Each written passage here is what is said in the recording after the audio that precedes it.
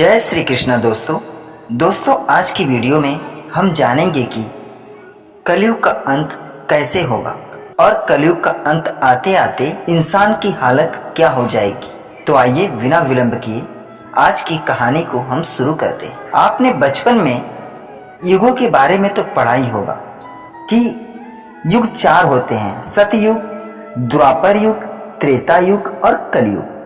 शास्त्रों में इन युगों के बारे में काफी विस्तार से बताया गया है। आज जिस युग की हम बात कर रहे हैं वो कलयुग है। आपको बता दें कि इस युग के बारे में भागवत पुराण में सुखदेव जी ने काफी विस्तार से वर्णन किया है। आज के समय में जो कुछ भी इस दुनिया में हो रहा है वो सब भागवत पुराण में पहले से ही बताया जा चुका है। आज हम आपको बता रहे हैं कि कलयुग का अंत कैसे होगा और कलयुग का अंत आते आते इंसान की हालत कैसी हो जाएगी। इसके बारे में भागवत पुराण में विस्तार से बताया गया है। शास्त्रों के जानकारों के अनुसार अभी जो युग चल रहा है वो कलयुग है। यह कलयुग का प्रथम चरण है, लेकिन जैसे जैसे कलयुग अपने चरणों का पूरा करता जाएगा वैसे वैसे मनुष्य की जिंदगी पर उसका प्रभाव देखने को मिलेगा। शास्त्रों के अनुसार समय अवधि को बड़े विस्तार से बताया गया है। इसके अनुसार हमारे पितरों का एक दिन रात मनुष्य के 1 महीने के बराबर होती है, वही देवताओं के एक दिन और एक रात मनुष्य के 1 साल के बराबर होती है। इसी प्रकार देवताओं का 1 महीना मनुष्य के 30 साल के बराबर और देवताओं का 1 साल मनुष्य के 360 साल के बराबर बताया गया है। शास्त्रों के अनुसार कलयुग 4,32,000 साल का है, जिसमें अभी 4,27,000 साल बचे हुए हैं। इसके बाद कलयुग का अंत होगा और फिर से सतयुग का आरंभ होगा। ब्रह्म पुराण में कलयुग की अवधि 4,32,000 साल बताई गई है। इसमें मनुष्य की उम्र कम से कम 100 साल की रहेगी। इसके अलावा मनुष्य की लंबाई की बात करें तो उनकी लंबाई कम से कम 5 फुट 5 इंच होगी। जैसे जैसे कलयुग का अंत करीब आने लगेगा मनुष्य जाति का अंत होने लगेगा। लोग एक दूसरे के प्रति दुश्मनी रखने लगेंगे और एक दूसरे की हत्या करने लगेंगे। कलयुग का अंत होते होते मनुष्य की उम्र केवल 13 साल ही रह जाएगी और उसकी लंबाई सिर्फ 4 इंच रह जाएगी। इस समय महिलाओं का स्वभाव भी बेहद कठोर हो जाएगा। केवल धनवान व्यक्तियों के पास ही महिलाएं रहेंगी।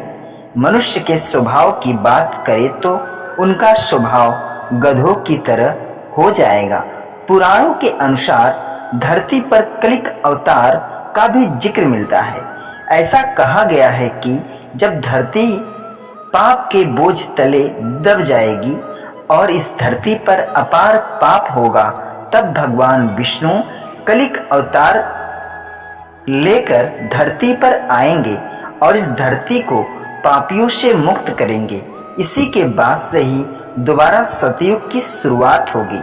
दोस्तों, वैसे तो कलयुग की बहुत निंदा होती है, लेकिन तुलसी बाबा बहुत प्रशंसा करते हैं कलयुग की।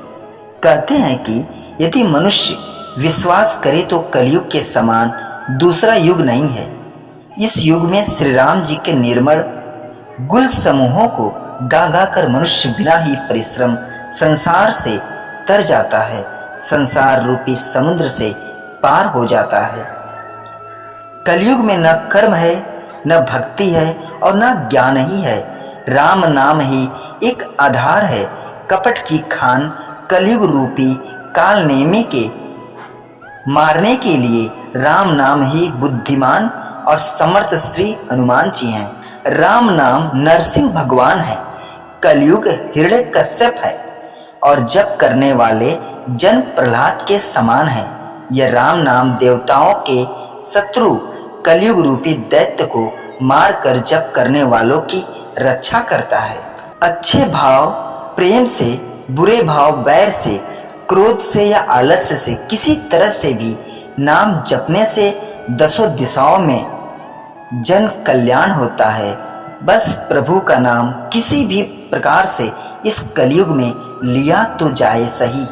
तुलसीदास जी बड़े मजे की बात कहते हैं, ये सर्पों के शत्रु गरुड़ जी सुनिए, कली काल पाप और अवगुणों का घर है, किंतु कलयुग में एक गुण भी बड़ा है कि उसमें बिना ही परिश्रम भव बंधन से छुटकारा मिल जाता है। और सुनिए हमारे तुलसी बाबा क्या कहते हैं, सतयुग, त्रेता और द्वापर में जो गति पूजा, यज्ञ और योग से प्राप्त होती है, वही गति कलयुग में लोग केवल भगवान के नाम का सुमिरन कर लें, उनका जाप कर लें, वो सारी गति उन्हें मात्र नाम के सुमिरन से प्राप्त हो जाती है।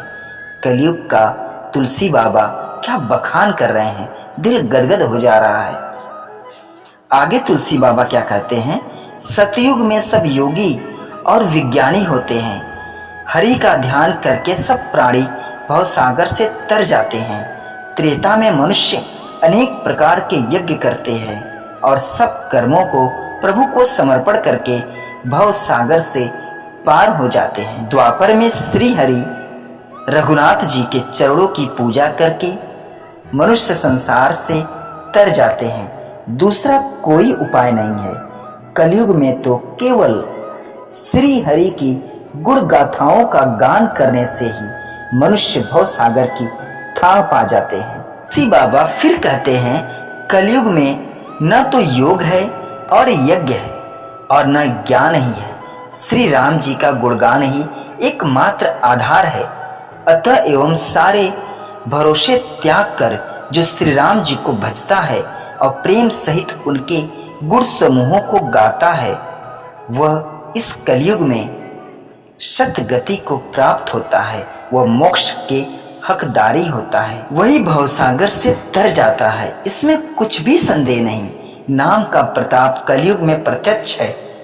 कलयुग का एक पवित्र प्रताप महिमा है कि मानसिक पुण्य तो होते हैं पर मानसिक पाप नहीं होते। यदि मनुष्य विश्वास करे तो कलयुग के समान दूसरा युग नहीं, क्योंकि इस युग में श्री राम जी के निर्मल गुण समूहों को गा गा कर मनुष्य बिना परिश्रम इस संसार रूपी समुद्र से तर जाता है, निकल जाता है, पार हो जाता है। तुलसी बाबा फिर कहते हैं, धर्म के 4 चरण सत्य, दया, तप और दान प्रसिद्ध हैं, जिनमें से कली में एक दान रूपी चरण ही प्रधान है।